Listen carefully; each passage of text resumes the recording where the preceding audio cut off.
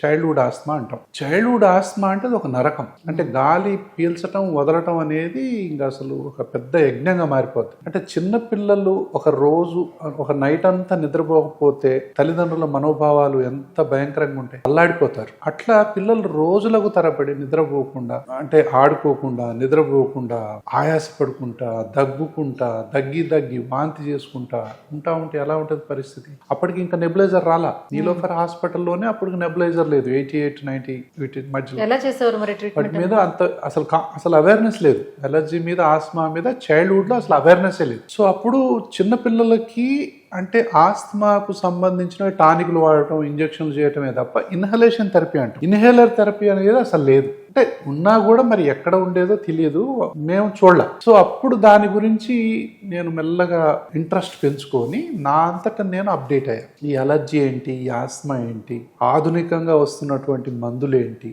అసలు inhalation therapy ఏంటి, వీటన్నిటిని చూస్తూ హైదరాబాద్లో ఉన్నటువంటి డాక్టర్లతోని అనుసంధానం అవుతూ నేను ఇన్హలేషన్ థెరపీ మీద అవగాహన పెంచుకున్నాను.